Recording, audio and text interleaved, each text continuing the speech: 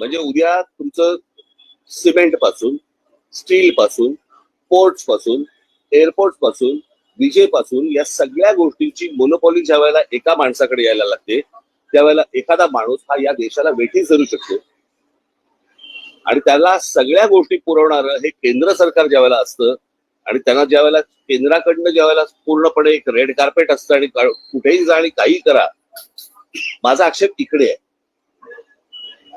उद्या उद्योगधंदे वाढले, उद्योगपती वाढले, उद्योग आल्यानंतर इथे रोजगार निर्माण होतो, रोजगार निर्माण झाल्यावरती बाबा घरं उभी राहतात, मुलं मुली उभी राहतात, त्यांना नोकऱ्या मिळतात, त्यांचे संसार उभे राहतात.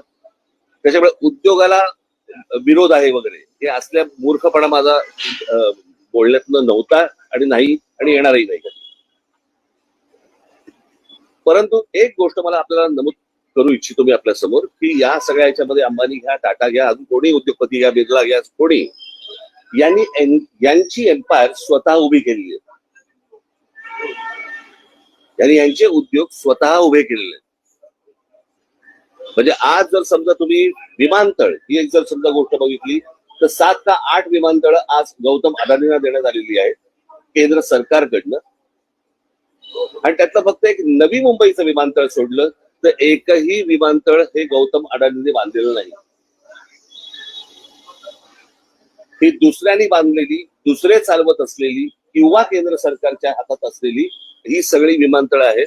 त्याच्यामुळे एक विमानतळ सोडलं तर दुसरं कोणतंही विमानतळ हे गौतम अदानींनी उभं केलेलं नाही. पोर्ट्स याच्यामध्ये एक मुंद्रा पोर्ट सोडलं तर जेवढी पोर्ट्स आता त्या गौतम अदानींच्या हातामध्ये आता आहेत त्यातलं एकही पोर्ट हे गौतम अदानींनी स्वतःहून उभं केलेलं पोर्ट नाही. ही दुसऱ्यांची पोर्ट्स होती, त्यांना गन पॉइंट वरती आणून त्यांच्याकडनं ही संपूर्णपणे पोर्ट्स विकत घेतलेली आहेत. ज्या व्यवसायामध्ये गौतम अदानी कधीही नव्हते तो सिमेंटचा व्यवसाय, ज्याच्यामध्ये ते कधीही नव्हते, याच्यामध्ये ते अल्ट्राटेक आणि अंबुजा आणि इतर ज्या काही कंपन्या आहेत या विकत घेऊन हा माणूस आज या क्षणाला 2 नंबरला सिमेंटच्या व्यवसायामध्ये गेलेला आहे. आज बिर्ला 1 नंबरला आहे, 2 नंबरला हा. गेल्या 10 वर्षामध्ये एक माणूस सिमेंटच्या व्यवसायामध्ये 2 नंबरला जातो, दुसऱ्यांचे व्यवसाय खेचून, दुसऱ्यांचे व्यवसाय हातामध्ये घेऊन. पॉवरचं पण तसंच आहे, स्टीलचं पण तसंच आहे, अनेक उद्योग तसे आहेत. सो मला फक्त मुख्यमंत्र्यांना सांगायचंय की हा विषय हा कोणाच्या ग्रोथचा नाहीये. ग्रोथ कशी होतीये, स्वतः उद्योगपतीची वाढ कशी होतीये तर ती वाढ मला असं वाटतं समजून घेणं हे गरजेचं आहे. देशातल्या प्रत्येक नागरिकाने समजून घेणं गरजेचं आहे. उद्या हा एकच माणूस या देशाला वेठीस धरू शकतो. याचं उत्तम उदाहरण जर समजा आता आपल्याला बघायचं असेल तर जे या देशामध्ये आता इंडिगोने केलं, संपूर्ण सगळा देश अख्खा स्टँड स्टील वरती आणला आणि सगळी विमानतळ ज्या वेळेला आज बंद झाली, 65% आज हवाई वाहतूक ही एकट्या इंडिगोकडे देण्यात आली. आणि त्याच्यातनं एका एअरलाईनने व्यवसाय बंद केल्यानंतर किंवा ठप्प केल्यानंतर देशाचे काय हाल होतात हे आपण पाहिले. मला असं वाटतं हा धोका सर्वाधिक आहे आणि तो धोका मला असं वाटतं मुख्यमंत्र्यांनी समजून घेणं गरजेचं आहे किंवा त्यांना समजणं गरजेचं आहे किंवा अर्थात समजलं असेल पण ते सांगतील तरी कोणाला.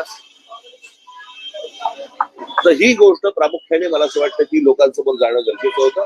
आणि हे उद्योग उभे करत असताना गौतम अदानींना अर्थसहाय्य कुठून झालं, कोणकोणत्या बँकांना आणि कोणकोणत्या इतर इन्स्टिट्यूशन्सना यांना अर्थसहाय्य करायला लावलं. उद्या जर अशा प्रकारचं जर उद्या गोष्टी कोलॅप्स झाल्या तर नोकऱ्या जातील, देश बर्बाद होईल आणि हा एक दिवस देश ठप्प होईल. माझा सांगण्याचा उद्देश हाच होता. आणि एक ते टूल वापरून ज्यावेळेला महाराष्ट्रामधली शहरं ज्यावेळेला काबीज करायला ज्यावेळेला तुम्ही जाता तो धोका मला असं वाटतं महाराष्ट्रासाठी खूप मोठा आहे. त्यावरतीच माझं भाष्य होतं, हे मला तुम्हाला फक्त सांगायचं.